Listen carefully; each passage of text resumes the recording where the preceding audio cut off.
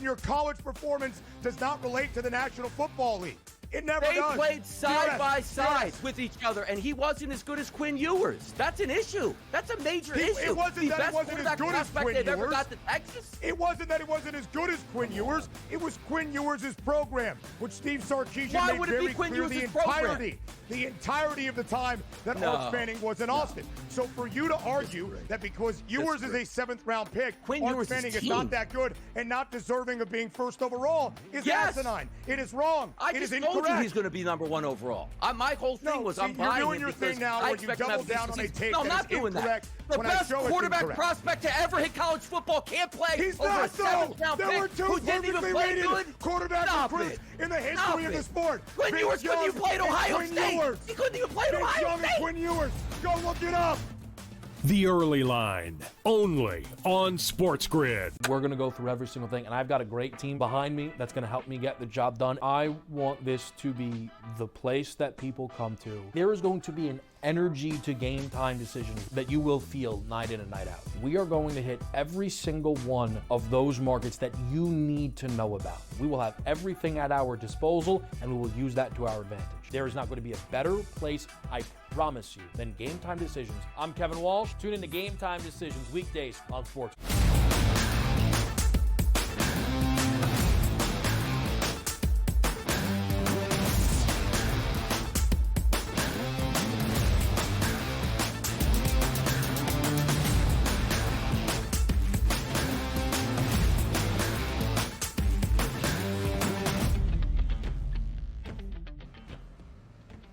It is schedule release week in the National Football League. It is hour number 2, bright and early on this Tuesday morning on the Early Line on SportsGrid. He is Donnie. I am Ben. Plenty of NFL coverage to start off this first half hour of our second hour. Then we'll be joined later on in this second hour by CP the Fanchise for his reaction on the New York Knicks opening up a 3-1 series lead over the reigning NBA champs and the Boston Celtics and being just a lone victory away from the first New York appearance in the Eastern Conference Finals in the last 25 years. The NHL's Pete Jensen also joining later on in this second hour to recap a Monday night doubleheader in the Stanley Cup postseason. In 2 teams, the Carolina Hurricanes, the Edmonton Oilers, opening up a 3-1 series lead as well. Plenty in store, DRS, here in this second hour. Absolutely. And take a look at the New York Knicks, right? Coming into the playoffs, we talked about how much they can't beat higher-level seeds, but all about this. Boy, how are they going to win the series against the Celtics? Then they're going to have to beat the Cavaliers. Then they're going to have to beat the Thunder. Is there a chance that they can win a championship and not face any one of those teams there in the Eastern Conference Finals and the championship rounds? And also, importantly, that Tatum is not going to be there? Wild times here. Also, the PGA Championship. Yeah. There's a golf championship this weekend that we're trying to, backload here to see what happens. Rained out yesterday from the practice round, but again, a historic course that they're going to play. So a lot of good things to talk about in this hour, which does include the NFL as well. No doubt about it, DRS. We've also got the Preakness Stakes this weekend, not nearly as exciting as Sovereignty. The winner of the Kentucky Derby will not run, thus meaning we will not see a Triple Crown potential this year in horse racing. What we do have right now, though, a slew of NFL marquee matchups to bring you here on this Tuesday morning, with more released in the last 10 to 15 minutes or so, including the entirety of the 7-game international NFL schedule for the 2025 campaign. DRS, it was a good day on a Monday if you are a fan or a backer of the reigning Super Bowl champion Philadelphia Eagles, much like yourself, because of all the games that we saw yesterday, 4 of them, or 3 of them featuring the Eagles, and then 1 more this morning, Week 10 Monday Night Football, also including the Birds. As you said, DRS, you host Pro Football Today. You hate to be driving in that 1 p.m. Eastern time slot, trying to return to regional Philadelphia, not being able to consume the Eagles game on television. Well, just look at the docket right there. So many primetime games for the reigning Super Bowl champs. It's what we want to see, man, right? You want to see the best offense in football out there with superstars at every single position, which includes a Super Bowl MVP, a quarterback, the best running back, maybe in NFL history for one season last year in Saquon Barkley, talented duo wide receivers, bringing back your tight end, and the best offensive line in football. The nation wants to see it. Now, here's what I want, too. You see those games, and, of course, we talked about it yesterday, Cowboys-Eagles opening night. Think about this, right? The Cowboys, who can never win a championship, they're going to watch the Eagles second time in under 10 years raise that banner. And you know what I need to see at the bottom of the banner? You know, sometimes you put like the logos of the Super Bowl up there, maybe the score, and that's your second one with 2 Lombardis. Put underneath that America's team, because the Philadelphia Eagles now officially are America's team, and the NFL is telling you that right now by saying, boy, we're going to release the marquee games right up front, and most of them are with the Philadelphia Eagles, the true America's team. Your Philadelphia Eagles. Like, who wins 2 Super Bowls and knocks off Tom Brady and also Patrick Mahomes? Maybe the 2 single best wins of any 2 Super Bowls in history against those iconic quarterbacks and franchises. They are America's team. I'm just laying out the facts here. I'll let you have it, my friend. Continue to relish in the Super Bowl success all off season long, as you should. As we shared yesterday, first game of the year, first game of 272 in the NFL regular season in Philadelphia on that opening night. Now 114 days away, Thursday, September 4th. We did just learn in the international schedule confirmed it will be the Chargers in Sao Paulo on that first Friday night in the Brazilian opener. There has been a lot of rumored speculation, DRS, their AFC West divisional foe. And the reigning AFC champs, Patrick Mahomes and the Kansas City Chiefs, will be their opponent. The Eagles playing on Black Friday. A great game on a Saturday doubleheader that we have in week number 16. Bears-Packers divisional rivalry, Eagles-Commanders divisional rivalry, and on Christmas night, it will be the Kansas City Chiefs and the Denver Broncos. As we learned a couple of weeks ago, a triple header once more for the National Football League on Christmas Day. Sorry, LeBron, they did not listen to you. Roger Goodell in the NFL saying we now own Christmas as well. Yeah, it's a smart move by the NFL. Understand that nobody cares about the regular season in the NBA, so take over Christmas. Hey, just pound the NBA even more in the regular season. That's close enough. I think you're going to watch one game. One full regular season game this next year. It could happen. It could happen. But by the way, the international slate, let's get something underway. The NFL loves money. The job for Roger Goodell is to make the NFL more money, and the international games do that. But it's a disgrace. It really is that these games are 9:30 a.m. And you won't hear me stick up too much, Ben, for the West Coast. Like, you're from the West Coast. I like you, but you're an East Coast guy now. So we can sort of throw those arrows.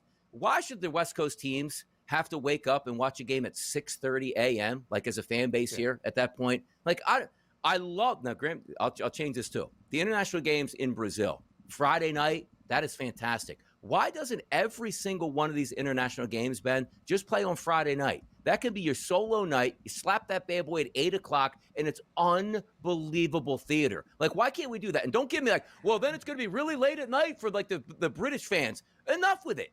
The goal is to get the American public to watch, where it's the majority of your fan base here. Put those games on a Friday night, and my God, we will enjoy it, and the ratings will be sky high. Nobody wants international football on a Sunday morning at 6:30 a.m. on the West Coast. Nobody. I find it difficult to disagree, DRS. I think the only people that do is the league office, the owners of these franchises that get a very fat TV check each and every offseason, and maybe the television partners as well, because we just saw some history in the release of our 7-game international schedule, the full slate for 2025. The Minnesota Vikings will be the first team in NFL history to play 2 consecutive international games, but now in different cities. We have seen the Jags each of the past 2 years play in London on back-to-back Sundays. Okay. Minnesota will play in the first international game, but the first Sunday international game following the Sao Paulo opener on Sunday, September 28th, as the NFL returns to Dublin to take on the Pittsburgh Steelers. And then the following Sunday, they will be in London inside Tottenham Stadium to take on the Cleveland Browns. International history. NFL history for the Vikings. You know who does not care about that history and the notoriety of it? the Minnesota Vikings nor their fan base. They're not happy at the novelty of making history in the NFL at all on this Tuesday morning. And also, a word for the wise for the NFL. For some reason, when you take a football game outside of America, you can never get the actual, turf surface correct. We love grass. The players love grass. Last year in Sao Paulo, for that Eagles-Packers game, that was a travesty. The only worst travesty was the actual Super Bowl. The Eagles lost to the Kansas City Chiefs. And you saw what happened when they had a good actual turf out there. The Eagles blasted them because the better team always wins. Put turf in every one of these stadiums. Enough with the farce where you say, boy, this is ridiculous. How would they have a billion-dollar entity play on these fields? Just put turf in those stadiums for those games. I'm tired of dealing with the ice skating rinks for a football game. This guy getting this heated over schedule release week. Why is the basketball on the early line next? Yeah.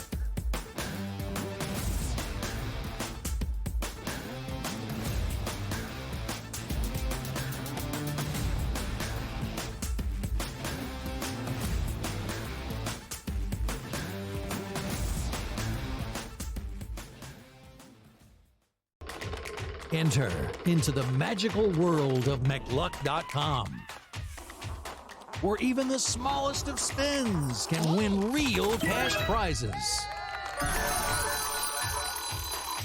Adventure into over 1,000 of the best Vegas-style slot games. So what are you waiting for? Unlock your free welcome offer today. Join the fun where winners play and players win. Two guys that can do it all. Too much electricity this morning. This is a good time. We're having a lot of fun. I had to do a triple take. Ka-ching! Why? Because of parity. I didn't mean to offend. Yeah, it's not going to happen. Load management is a dirty word. Let him rip. You know what? Circumstances provide the results. What? How do you do this once? Oh, Donnie, you got such a good show there. A network that is booming. The Early Line, only on SportsGrid. The game is on. The stakes are high. But the action isn't just on the field. He's rearranging that ring. Get it inside! SportsGrid's in-game live. Your ultimate second screen experience. A little flyer, couple of 15.5 point live line. Every prop, every play, every day. Anything can happen. It's complete chaos. It's smarter to be on SportsGrid.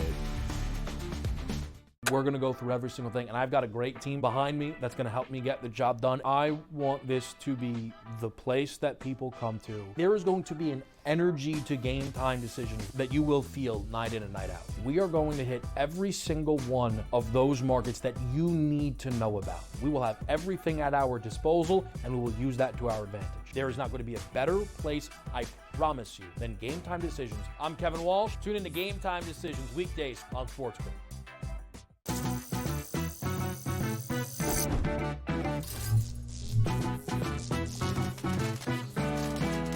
Did you know sportsbooks tend to draw up tighter bet lines for events that get even more bettors, like championship games or major matchups? My tip? Try betting on less popular sports. You might have a better shot at beating those odds. Now, go get lucky. See you in Las Vegas. Let's get lucky.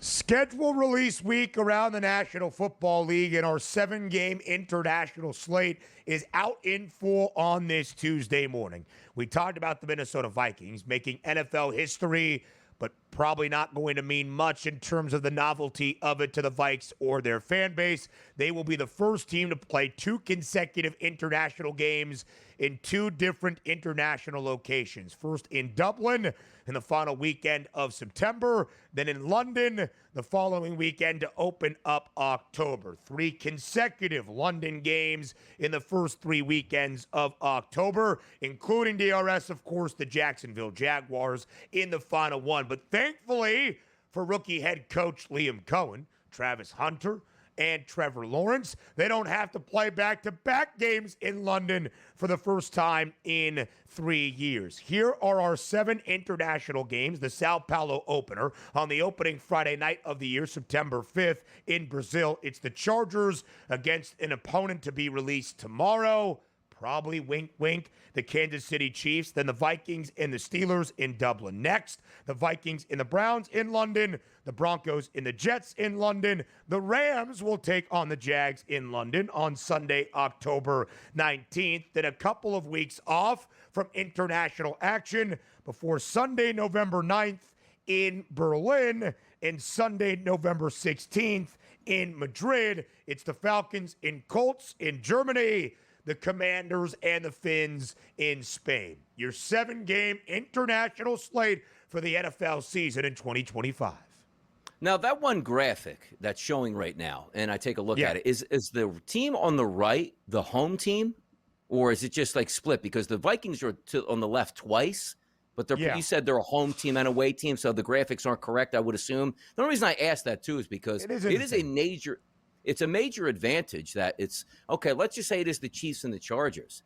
You don't think the Chargers would want that game at home in Los Angeles as opposed to being on the road? For sure. Like the same way I got upset last year. It's like, hey, it's fun your team's on, Friday Night Football. But if you would ask me last year before the season started, like, wait a second, that Packers game could actually be the difference between a home playoff game and a massive, season for either one of those teams. Don't you want that game in your own ballpark at that point? Now, granted, it's about money, and the owners agree to this, and they understand that comes with the consequence of losing a home game. But it's just kind of interesting how it sets up. It's like the Chiefs are like, where are we going? Sao Paulo? Oh, it's against a division rival. We don't have to go to their building. Sign us up at that point. Same thing if it was the Chargers saying, all right, the Chiefs, we don't have to play at Arrowhead, one of the best home field advantages. Right. We can play them on a neutral site as a home game. Sign me up for that. It's just tough because those teams that host those games, as we like to say, there's no home field advantage, and that's terrible.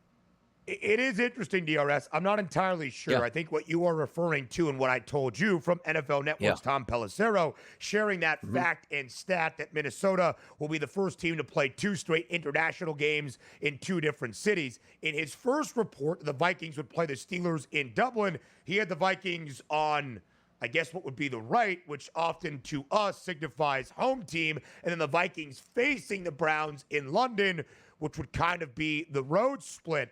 But if I'm looking at this graphic that you are seeing as well, the NFL releasing it, the teams on the left to me would be that away team. And maybe that's the sweetener of the pot for Minnesota. Hey, sorry, guys, you got to play 2 straight games internationally in 2 different locations, 2 different stadiums. It's 2 road games, which means your international games being road games are technically neutral, and we're not going to take a home game from you in the Twin Cities. Yeah. Maybe that's how they got the Vikings to buy into it, right? Yeah, because I'm looking at I went to the Vikings team page here and just hit their 2025 schedule home games. So their home games are the Bears, obviously not the Steelers and the Browns, the Lions, the Packers, the Eagles, the Commanders, the Ravens, the Bengals, and the Atlanta Falcons. So you know what? It's funny you say that. They're behind the 8 ball, but that is an unbelievably fantastic trade-off for the Minnesota Vikings. So when I look at it and say, ooh, take 1 home game away, give them a road game, that's interesting that the Vikings would have agreed to that and been okay. But I'll tell you right now, for me being the Philadelphia Eagles, or if you're a fan, you want that schedule every year, Ben. Because number one, you're over there getting used to that time change and being away from the family here. Then you get that back-to-back where you're already over there in the same time zone. That's a major advantage in game number 2. And the simple fact you don't lose a home game. So you're going to play the Steelers, which is a tough game in Pittsburgh. And then the Browns, again, it's not a tough environment per se, but still a road game that you're taking a look at, which usually has windy and rainy conditions or colder temperatures. Even though it's going to be in October, it'll probably be fine at that point. But for me, massive win for the Vikings. So if I'm betting their season totals, Ben, or looking at that, that is a positive occurrence for the Minnesota Vikings if I'm looking that way. It is interesting, right? There is the give and take with it. 2 consecutive international games in 2 different locales. At least you are adjusting to the time change. And at least in this case, DRS, you're not getting a home game taken from you. That's big because when you play an international game and you lose a home game designation on the schedule, So, man, that really kind of sucks with all the travel, the time change, the body difference that you have to deal with. We have odds out for 3 of our marquee matchups right now on the FanDuel Sportsbook. The Chiefs and Broncos on Christmas night in Arrowhead. KC a 4.5-point favorite. The Eagles and the Bears in that Black Friday game the day after Thanksgiving. Philly a 6.5-point favorite against Chicago. And Philadelphia DRS also a 6.5-point favorite, nearing a touchdown in the season debut. Thursday, September 4th, 114 days from now, against their divisional foe in the Dallas Cowboys. 6.5-point spread, 46.5 is the total. I'm not going to ask you, DRS, more than 100 days away for a best bet. But how do you read that line early in what it says about both teams? I thought it's high. It really did. Like, it came out and we saw like some other outlets at 7. Like, I look at them like, well, who's not going to take the Cowboys getting 7 on opening night? Yes, I love the Eagles. Yes, it'll be an energy and emotional night on opening night in Lincoln Financial Field. But the Cowboys, specifically early in the season, the vibes are going to be high. Dak's going to be healthy. CeeDee's going to be healthy. George Pickett's going to be there. Michael Parsons won't have any banged up knees or, hey, I'm trying to get this wear and tear. They're going to be shot out of a cannon to knock off the Super Bowl champions on day number 1. But also understand this. Like, the NFL does do some things wrong. Like, I get mad at the international market. But like the Christmas Day games are phenomenal. I have to work. Like, I'm going to be up at 5 a.m., not with my family working, but that's what we do here at the SportsGrid Network. But the Friday game, 3 o'clock on Black Friday, like the NFL, man, what an awesome week to do that, man. And the opening, a Thursday, Friday, Sunday, Monday, the NFL gets a lot right, and they do. Schedule release week NFL headlines next.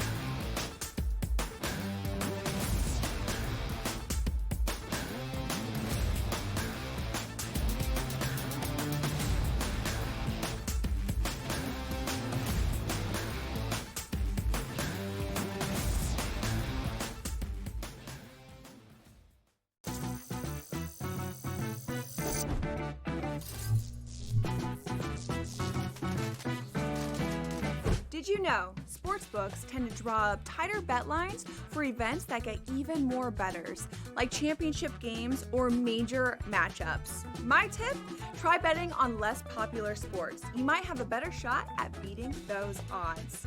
Now, go get lucky. See you in Las Vegas. Let's get lucky. They've won 7 in a row. They've been dominant at Citi Field. Lindor's been insane. Pete Alonso's been raking. You know, Griffin Canning, David Peterson, those guys have pitched really, really well. And when you put it together with that lineup, especially like you said, Lindor's been great. You know, they've got the makings of something very special in Queens. Pharrell, coast to coast, only on SportsGrid. Derek Carr has called it a career after 11 NFL seasons. I think they knew before the draft that they had to make a move at this point. And by the way, Derek Carr did have a pretty good career. Made as many Pro Bowls as Eli Manning. So based on that, he should go to the Hall of Fame like Eli Manning. Well, Eli Manning does have a couple rings at that point, but always wanted to take a shot at Manning, who should not actually be in the Hall of Fame. Shouldn't be questioned, an under 500 quarterback for his career. Stop the man. The early line, only on SportsGrid. The game is on. The stakes are high, but the action isn't just on the field. He's rearranging that rhythm. Get it inside! SportsGrid's in-game live. Your ultimate second screen experience. A little flyer, couple 15.5-point live line. Every prop, every play, every day. Anything can happen. It's complete chaos. It's smarter to be on SportsGrid.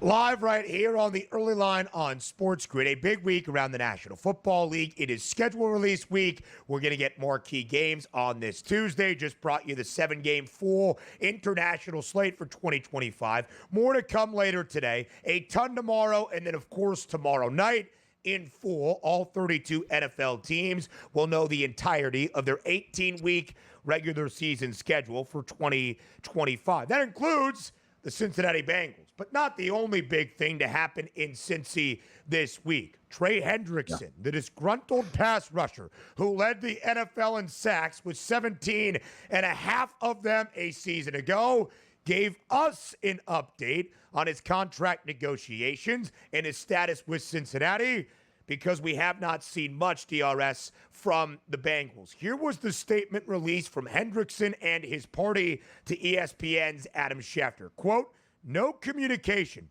has taken place between my camp and the organization post-draft. The offers prior to the draft did not reflect the vision we shared and were promised last offseason if I continued to play at a high level. ...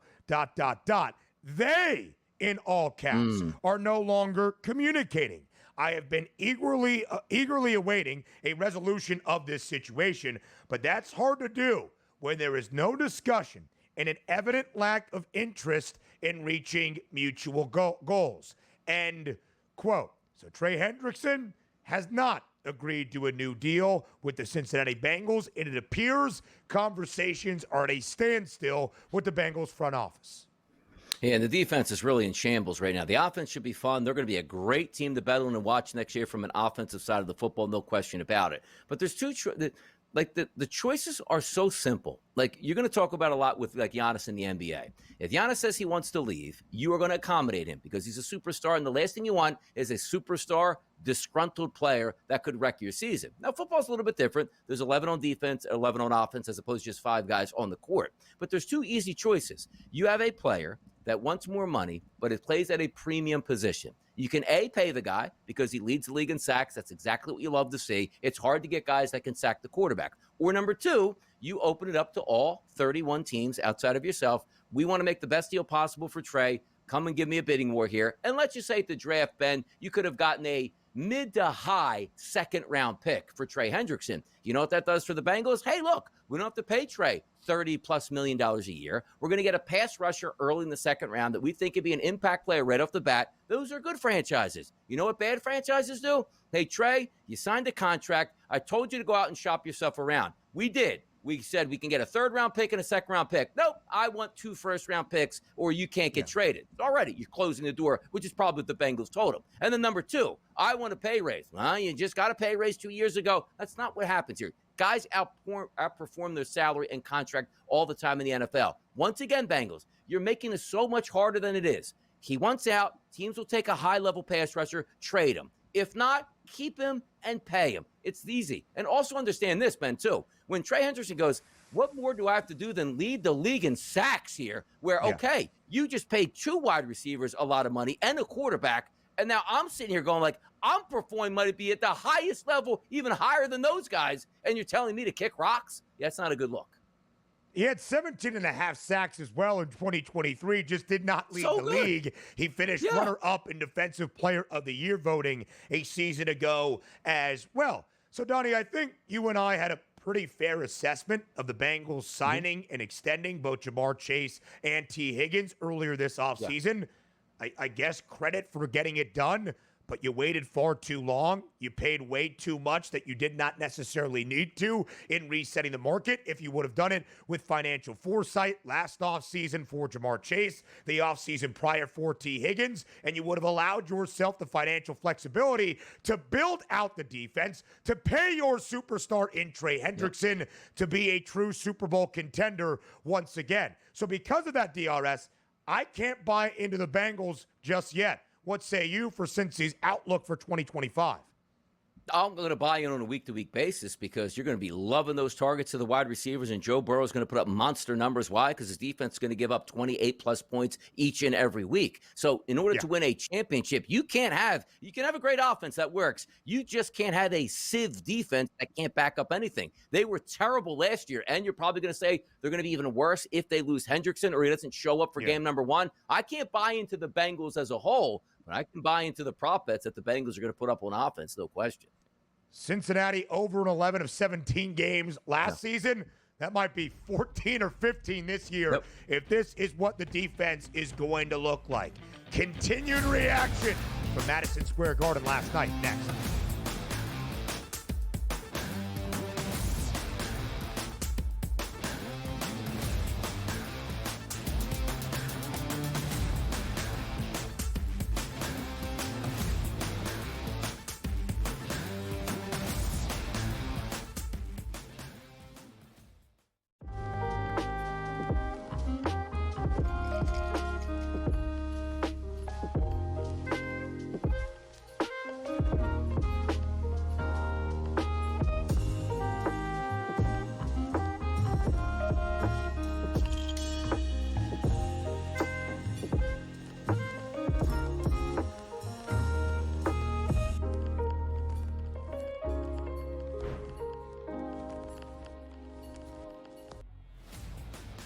and your college performance does not relate to the National Football League. It never They does. played side by side with each other, and he wasn't as good as Quinn Ewers. That's an issue. That's a major issue. It wasn't that it wasn't as good as Quinn Ewers. Ever got to Texas. It wasn't that it wasn't as good as Quinn Ewers. It was Quinn Ewers' program, which Steve Sarkisian made very clear the entirety of the time that Arch Manning was in Austin. So for you to argue that because Ewers is a 7th-round pick, Arch Manning is not that good and not deserving of being first overall is asinine. It is wrong. It is incorrect. I told you he's going to be number 1 overall. My whole thing was I'm buying you're doing him your because thing now I where you expect him to double have down on a tape No, I'm that not is doing incorrect that. The when I best show it's quarterback incorrect. prospect to ever hit college football can't play He's over not, a 7th-round There were pick two who didn't even perfectly play rated good. quarterback recruits in the history of the sport. Quinn Ewers couldn't even play at Ohio State. He couldn't even play at Ohio State. Quinn Ewers. Go look it up. The Early Line, only on SportsGrid. We're going to go through every single thing, and I've got a great team behind me that's going to help me get the job done. I want this to be the place that people come to. There is going to be an energy to game time decisions that you will feel night in and night out. We are going to hit every single one of those markets that you need to know about. We will have everything at our disposal, and we will use that to our advantage. There is not going to be a better place, I promise you, than Game Time Decisions. I'm Kevin Walsh. Tune in to Game Time Decisions weekdays on SportsGrid.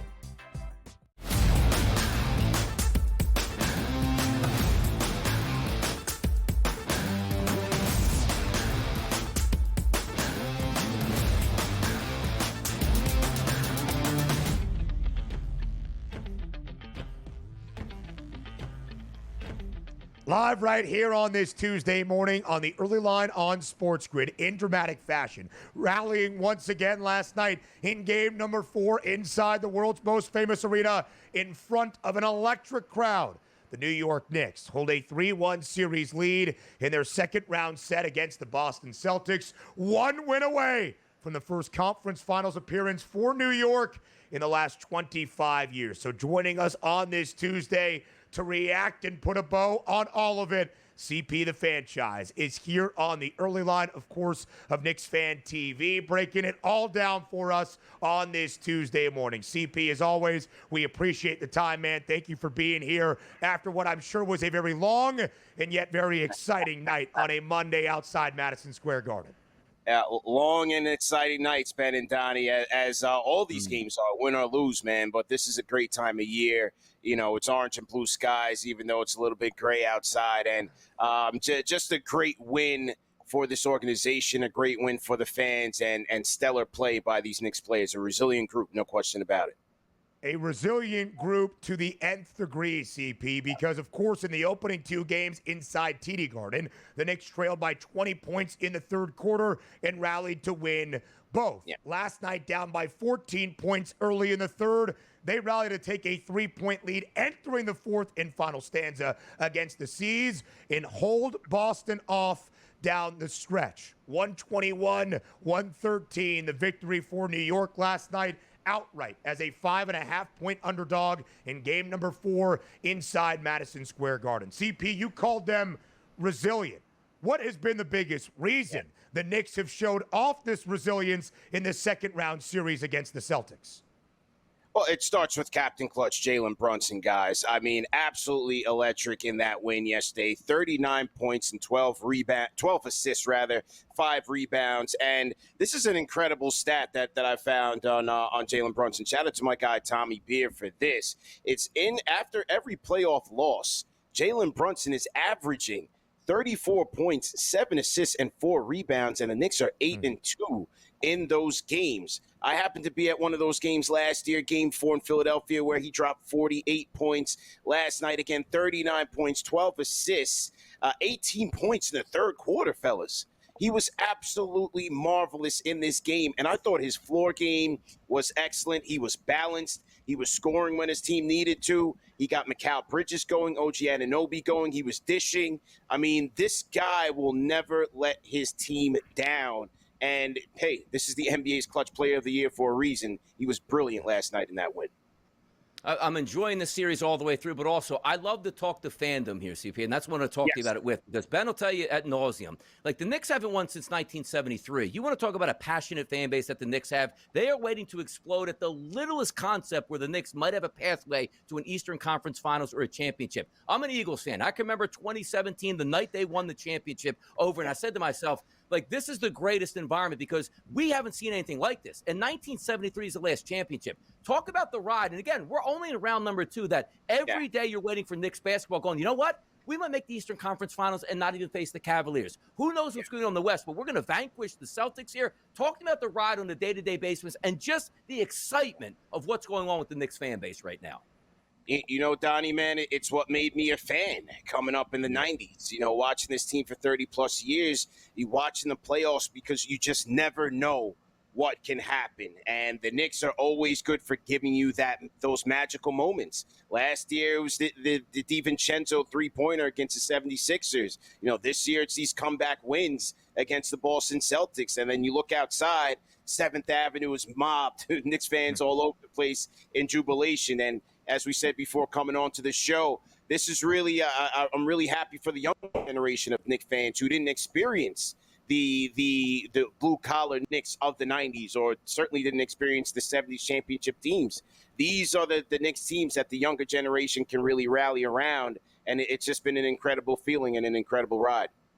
And you saw that intensity. You saw the environment last night in Madison Square Garden, living up to the billing of the world's most famous arena for sure. And CP, it's very interesting when you look at the events of last night. Now, the Knicks started their rally, and they led by 7, 111-104, at the time of the significant injury to Jason Tatum. The Knicks were going to win Game 4 and take that commanding 3-1 series lead over Boston before the injury. But now, of course, it hangs a cloud over the remainder of this set, with the Knicks just one win away from their first appearance in the Eastern Conference Finals since 2000 in the last 25 years. How do you think the tenor of this set has changed in the potential absence of Jason Tatum for Boston?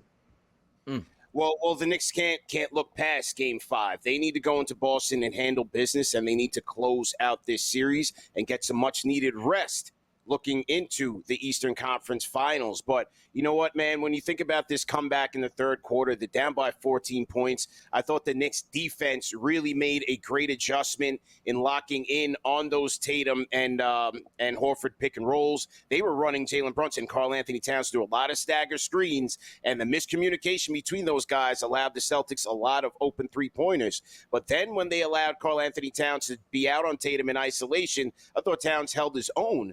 A very underrated stat in this comeback was the Knicks won the rebounding battle decisively for the first time in this series, 43-31. I thought them controlling the possessions against a Celtics team that wants the extra possessions to shoot those threes was critical for them. And lastly, Mitchell Robinson, fellas, the block nest monster is making his impact on this series. A lot has been made about the free throws and him not being able to hit them. But when the Knicks had him in the game, in Game 4, a lot of the times they weren't anywhere near the bonus. So he was able to stay out there in extended time and make his impact felt. He had 5 offensive rebounds, mauling Porzingis and Cornette, and that also helped that Knicks defense hold steady. And you take a look, too, the way the series is broken out. And yes, Tatum is going to be a big deal. But let's understand this. Tatum basically played all 4 games here. And the Knicks still have a 3-1 series lead. And also understanding the fact that they understand they can come back even down 20 points against a team that just won a championship the year before. If we are looking like Brunson, Towns, and Bridges, they were so awesome in that third quarter. When you needed a bucket, the one-on-one game, the clutch shots, they were all there. Talk to me about heading into the Garden for game number 5, because you don't want to let the Celtics get life. And even if Tatum is down, it's still a quality bunch. They're favored on their home court in game number 5, and we're anticipating that Tatum's going to be out. What do the Knicks have to do moving forward in game number 5 to win that game and go into Boston and say, you know what, we're moving on to the Eastern Conference Finals? It's the same thing I've been looking for this team to do, Donnie, in all 3 of these previous games, is get out to a hot start. Do not let this Celtics team jump out the gates and get comfortable. That put a lot of fans on edge in Game 4 when the Celtics were just raining threes on the Knicks in the first quarter. They have to let their defense set the tone. Understand that this is going to be, once again, a desperate Celtics team. So the 50-50 balls, the loose balls, the Knicks have to be out in front. And I thought they did a good job in adjusting in the second half of this game. If they're able to do those things, and you have Jalen Brunson, Karl Anthony Towns, Mikal Bridges leading the way offensively, the Knicks should be able to close things out in Boston, but it will not be easy.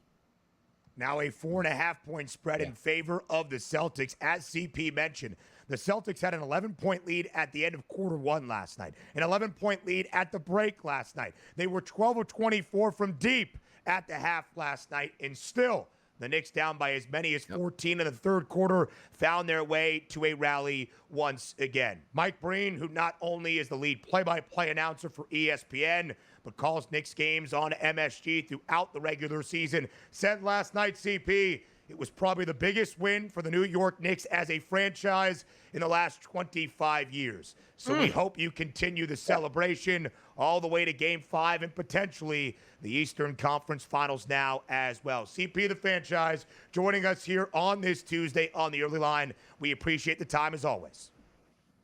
Anytime, fellas. Orange and blue skies, man. Let's go Knicks. Very much so. NBA playoff action, a Stanley Cup postseason action on the ice with the NHL's Pete Jensen. On the other side of the break, bright and early on this Tuesday on the early line.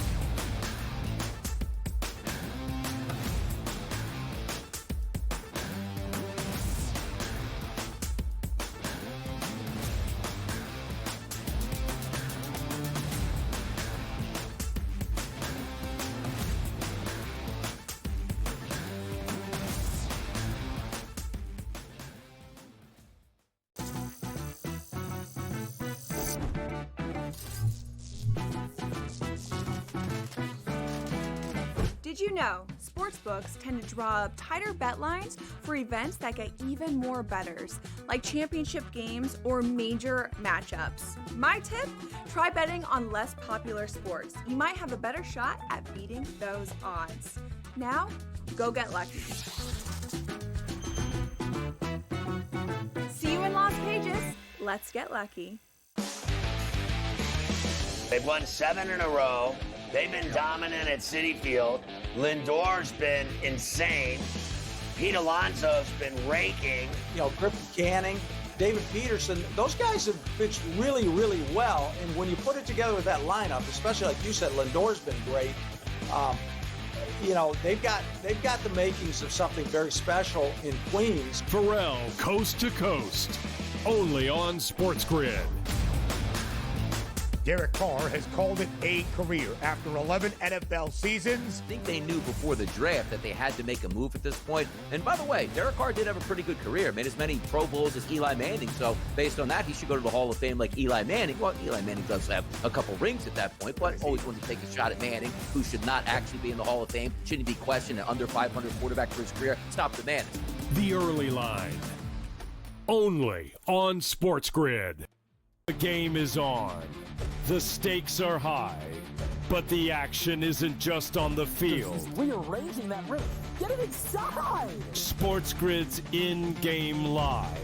Your ultimate second screen experience. A little flyer, couple 15.5-point live line. Every prop, every play, every day. Anything can happen. It's complete chaos.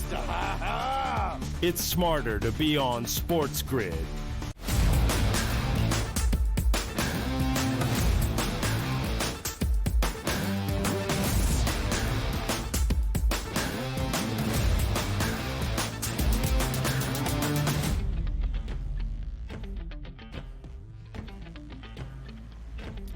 Live right here on this Tuesday on the early line on SportsGrid from playoff action around the association. Now to postseason reaction from the ice last night in the Stanley Cup postseason and setting the stage for what we will see around the National Hockey League on this Tuesday evening as well. Who better to do it than from the NHL, Pete Jensen, joining us live right here on this Tuesday morning on TEL. Pete, as always, we appreciate the time. Thanks for being here following a doubleheader of Monday night Stanley Cup playoff action. Of course, guys. This is the best time of year with the basketball and hockey playoffs going on at the same time. And we got some home cooking with the Carolina Hurricanes. That looks like a different team compared to previous postseasons. I know they've always been a home team that has been really strong in the playoffs, but always missing those extra goals or 2 or 3 in a particular series. And I think in this series, the possession dominance is just overwhelming the Washington Capitals. Yeah, no doubt about it, Pete. A big victory for Carolina last night. They take a commanding 3-1 series lead on home ice. And finally, speaking of home ice advantage, in our second round set in the Western Conference between the Oilers and the Golden Knights, a team wins at home and a game features fewer than 7 goals. Edmonton now up 3-1 with a decisive win last night, planking Vegas 3-0 last night north of the border. Edmonton, a slight home ice favorite, and a total of 6.5 does stay under. The Oilers now, Pete, a commanding 3-1 series advantage. What have the Oilers figured out in this second round set against the Golden Knights? Well, it was a good start for them yesterday, and of course they had won each of their previous 6 playoff games in come-from-behind fashion, so they got off to the early lead, never looked back. Stuart Skinner with his second career playoff shutout. I mean, that's been the whole of the team this season. They had to turn to Calvin Pickard at different points in the regular season, and even in the playoffs, he's a little banged up. They went back to Skinner, and he really delivered for them there. You know, this team for years and years has been carried by Connor McDavid and Leon Draisaitl and Evan Bouchard, who are 3 of the best point producers in the postseason in NHL history. But this postseason has been different in the secondary scoring, really all postseason long, from Game 3 against the Kings until now, when they've won 7 of 8. Corey Perry's been a beast. Connor Brown's been a beast. Evander Kane, who came back from missing the entire regular season with an injury. He has 7 points, all at even strength in 9 playoff games and 4 5-on-5 goals, which is among the league leaders. So to me, it's the supporting cast of the Edmonton Oilers just exceeding everybody's expectations based on what was a very mediocre regular season for Edmonton. And we understand with Edmonton, Pete, we always love that offense, but boy, oh boy, if Skinner's going to be pitching shutouts here in the playoffs, that certainly bodes really well for the Edmonton Oilers. But we do got hockey tonight, 1 game standalone, 8 p.m. tonight. That's Winnipeg and Dallas in Dallas today. A favorite here of around a -150 price on Dallas, and a total that's listed at 5.5. Dallas does have a 2-1 series lead, and we're still waiting on regular season Hellebuck to show up in the playoffs, Pete. What gives tonight between the Jets and the Stars? So Winnipeg has a chance, of course, to bounce back here in hockey. Any given game, even if you're outshot, right, 2-1, 3-1, you could see a surprise victory, especially with a goaltender of Connor Hellebuck's caliber. But when you look at the road splits for Hellebuck, he's been the worst goalie in the league on the road this postseason. 0-4, 772. My goodness. I mean, usually a bad save percentage is in the 800s. This one's in the 700s. 21 goals allowed in 4 road playoff games. And Dallas has looked a lot better at home this postseason compared to previous postseasons, thanks to Mikko Rantanen. I mean, Mikko Rantanen has been absolutely ridiculous. He has to be the favorite for the Conn Smythe and for playoff MVP. 3+ points in 5 of his past 6 playoff games is unheard of. This time of year, things get clamped down and the offense dries up, right? Not for Mikko Rantanen. This guy is on an absolute rampage right now. An absolute heater, Pete. He did not score or record a point nor an assist in that third game, I guess it was. No, game number 2, against the Winnipeg Jets, but responded in a big way in game number 3 for Dallas to take that 2-1 series lead. A goal and 2 dimes in that third game. It was tied at 2-2 entering the third period of the opening game in Dallas of this second round set. The Stars pulled away with 3 decisive goals in that huge third period. So, Pete, when you look at the Western Conference odds right now, the Oilers already own a 3-1 series lead against the Vegas Golden Knights. The Stars favored tonight on home ice. You saw a -150 price to open up that 3-1 series lead over the Winnipeg Jets. Pete, if that is the Western Conference Finals that we see as the results and the odds makers expect, who do you give the edge? Edmonton or Dallas? I think Dallas is the stronger team from top to bottom. I think that you have obviously the star power on the Oilers with those top three guys, but the way Rantanen's playing, how deep that forward group is, I mean, I would trust that forward group any day over the, second, third, and fourth lines of the Edmonton Oilers. They've been great stories this postseason. I also trust Jake Ottinger more than Calvin Pickard or Stuart Skinner in net. So I guess maybe a big X factor if they end up playing each other could be whether Miro Heiskanen comes back from injury. Right now, Thomas Harley for the Stars has been the unsung hero, I think, of the entire postseason with how he's, leading the entire NHL in total skating distance. He's among the average ice time leaders. He's chipping in goals left and right and producing points as well. He's been a guy, while Heiskanen has been out, like you got to be on Thomas Harley in the props market because he has an insane workload right now, and he's delivering with quite nice efficiency for Dallas. I would give the edge to the Stars, and that's my pick to win this series and to win the Cup after what they did to the Avalanche in the first round.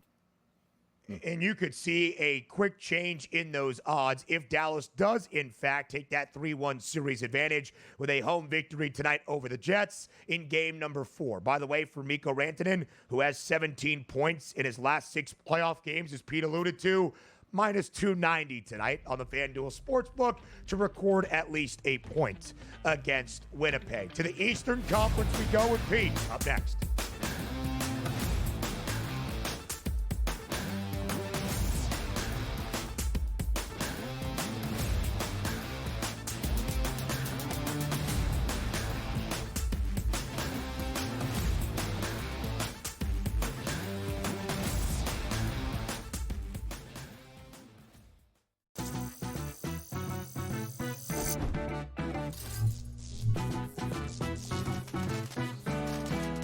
Did you know sportsbooks tend to draw up tighter bet lines for events that get even more bettors, like championship games or major matchups? My tip? Try betting on less popular sports. You might have a better shot at beating those odds. Now, go get lucky. See you in Las Vegas. Let's get lucky. They've won 7 in a row. They've been dominant at Citi Field. Lindor's been insane. Pete Alonso's been raking. Griffin Canning, David Peterson, those guys have pitched really, really well. And when you put it together with that lineup, especially like you said, Lindor's been great. They've got the makings of something very special in Queens. Pharrell, coast to coast, only on SportsGrid.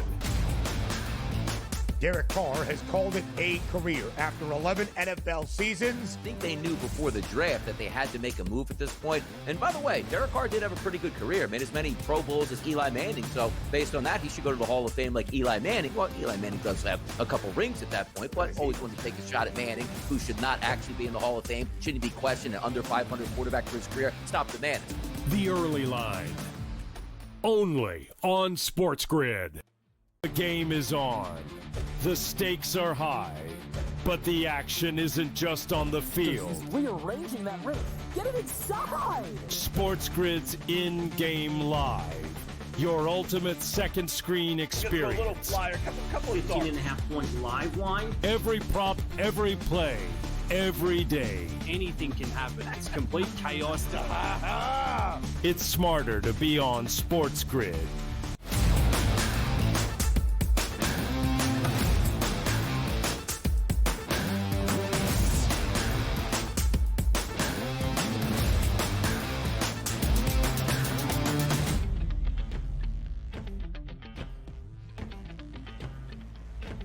A doubleheader last night in the Stanley Cup postseason that started in the Eastern Conference in Raleigh at the home of the Carolina Hurricanes, who have taken a 3-1 series lead over the Washington Capitals. The Caps, of course, a historic season with Alexander Ovechkin, best regular season record in the Eastern Conference, but now a game away from having their season come to a close. The NHL's Pete Jensen with us once again. Carolina, a 5-2 victory. After an Ovechkin power play goal, Pete, midway through that third and final period last night, the Caps did cut it to a 1-goal margin. Carolina scored twice from then on out to win 5-2. The two victories for the Canes in games 3 and 4 at home by a 7-goal differential. How has Carolina, Pete, been so dominant in this second-round series against the Capitals?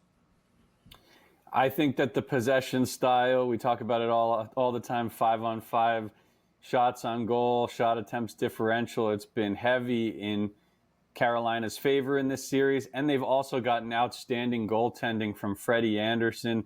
You guys probably remember through the years, through some losses and many victories for Carolina, I've kind of been like a Freddie Anderson apologist, and I think that his body of work over his career, he probably deserves a little better. 916 career save percentage in 80 career postseason games. That's a lot of experience for a guy that's 35 years old, has had some recent injury, health issues, and concerns. But when he's healthy, the Canes win more than not. Made some mistakes last year in Game 6 against the Rangers when they lost in the second round. But it looks like Freddie is in top form and going to get the Carolina Hurricanes at least to the conference final. And I think that what he's done in this series, specifically facing high-danger shots, I mean, he was 21 for 21 entering Game 4, and that just doesn't happen. I mean, those are the highest percentage shots. So, yeah, props to him, and I think he's helped the Canes reach another level this postseason. Take a look at the Eastern Conference Finals here on the FanDuel Sportsbook. To win it, plus 105, those Carolina Hurricanes, followed by the Florida Panthers at plus 165. Then the Toronto Maple Leafs at a 440 price. And then we just talked about the Capitals all the way down at 33-1. Looking at the price points and the teams that are expected to win the Eastern Conference Finals, do you agree with it? And also, is there a dog that might be able to come through here as opposed to the Carolina Hurricanes? I mean, the Maple Leafs, that's interesting that they're so far back there because they did win the first two games at home. They lost the two on the road. Home teams have held serve in that series. We know that Florida is so resilient, so strong when playing from behind, but I think this is a little bit different of a Leafs team this year. I know there's been the injury concern with Anthony Stolarz, and maybe that's, you know, people are losing faith in them, but they are outscoring Florida in the series at 5-on-5 right now, 11-10. I love the contributions and the props market appeal of a guy like Matthew Nyes, who is the NHL leader in both high danger goals this postseason and high danger shots on goal, playing on the first power play and also the top line. For Toronto, it boils down to Austin Matthews. Like, is this guy going to score? Is he healthy enough to score a big goal in a big spot for this team? They desperately need it. I think the series has been close enough where like one or two of those goals from Matthews could really tilt the scale and actually have Toronto dethrone the defending champs. The series has been that close.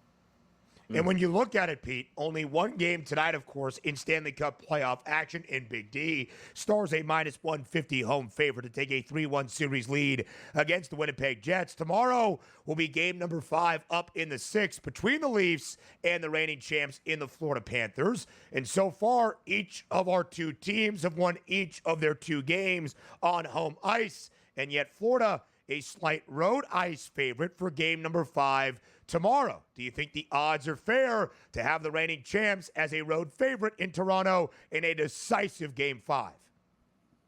Yes, Florida is deeper. They were my pick to win the series. Before I was given some deserved love to the Maple Leafs for hanging around with a team that could get to the final and play like a Dallas. You know, that's where I would lean if I was making a pick right now. Florida was my pre-playoff pick to make the Cup final.